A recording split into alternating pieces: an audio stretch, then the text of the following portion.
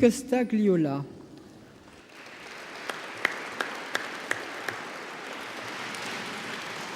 Dominique Costagliola est actuellement directeur de recherche de classe exceptionnelle à l'INSERM, à l'Institut Pierre-Louis d'épidémiologie de santé publique, à la Pitié-Salpêtrière, institut qu'elle dirige depuis 2014. Sa formation initiale a été une maîtrise en physique, puis l'École nationale supérieure des télécommunications à Paris.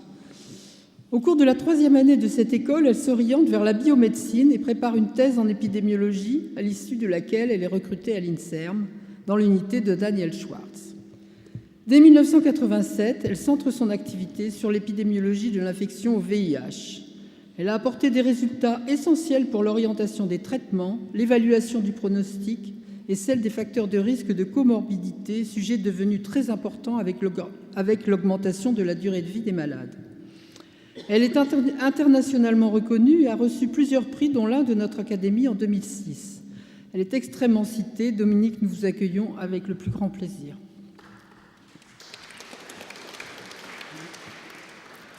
Je voudrais commencer en remerciant mes maintenant consoeurs et confrères de m'avoir élu en leur sein. C'est pour moi un grand honneur. J'ai commencé à travailler sur l'infection à VIH en 1986.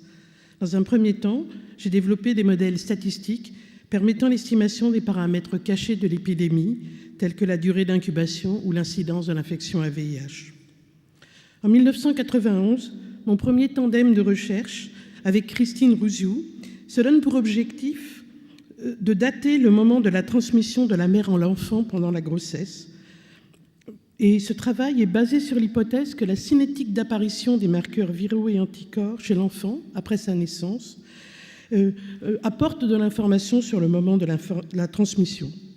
Nous montrons, à l'aide d'un modèle de Markov, que 2/3 des infections se produisent pendant l'accouchement et la plupart des autres le dernier mois de grossesse, ouvrant la voie à la prévention de la transmission via le traitement de la mère, même initié tardivement au cours de la grossesse dans les pays à ressources limitées.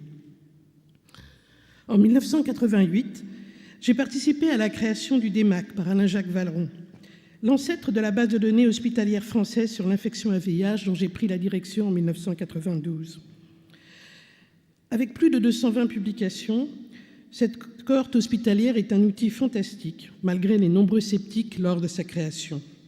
Elle permet, à partir de quelques données biologiques et cliniques structurées, recueillies de façon systématique dans le soin, de faire progresser les connaissances, seules ou en collaboration avec d'autres cohortes, du Nord comme du Sud.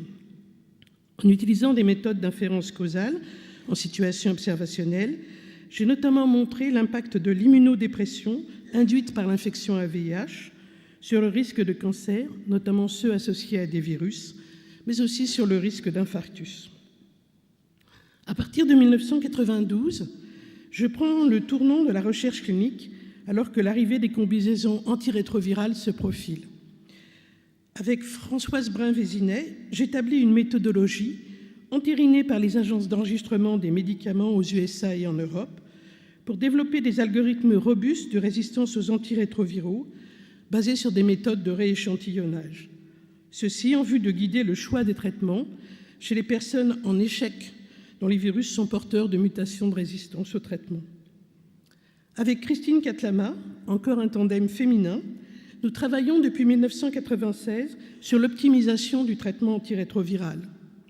Notre thématique de recherche actuelle est bien illustrée par la session que j'ai organisée en 2017 lors de la 9e conférence de l'IAS à Paris en tant que co-chair du track clinique. A-t-on besoin d'une trithérapie à vie pour toutes les personnes vivant avec le VIH? Comment changer le paradigme d'une trithérapie pour tous à un traitement adapté à chacun, garantissant une charge virale contrôlée? L'essai ANRS Quatuor, actuellement en cours, devrait permettre notamment de valider le concept de traitement 4 jours sur 7. Retour vers les paramètres cachés de l'épidémie avec Virginie Supervi à partir de 2008. Vous avez tous entendu parler du 90-90-90 prôné par ONU-SIDA. 90% des personnes vivant avec le VIH diagnostiquées. 90% des personnes diagnostiquées avec un traitement antirétroviral. Et 90% des personnes avec un traitement antirétroviral avec une charge virale contrôlée, synonyme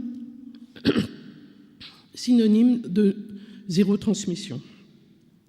Avec Virginie, nous avons montré qu'en France, alors que nous sommes proches de cet objectif, mis en avant pour contrôler l'épidémie à partir de 2020, l'épidémie reste toujours très active, en particulier chez les hommes qui ont des rapports sexuels avec les hommes ou ACH.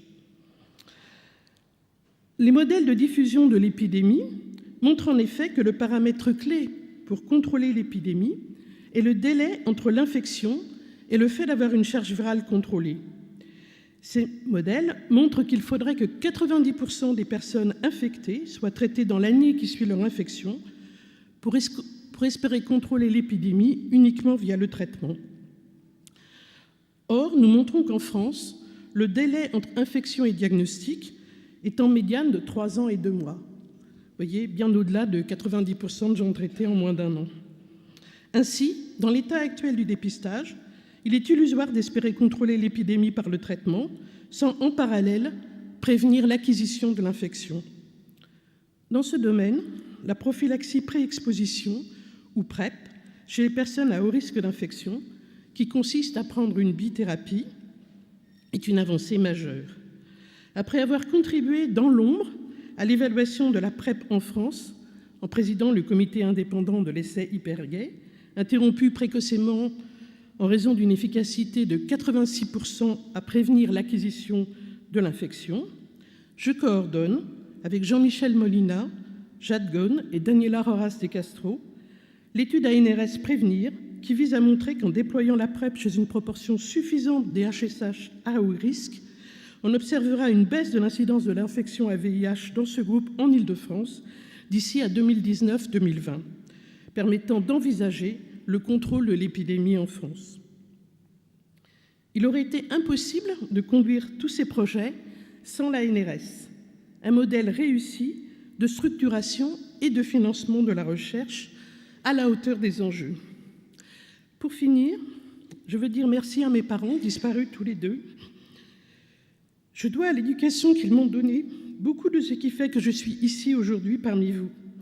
Et je tiens donc tout particulièrement à les en remercier. Et singulièrement ma maman, pour ses 2 messages les plus forts,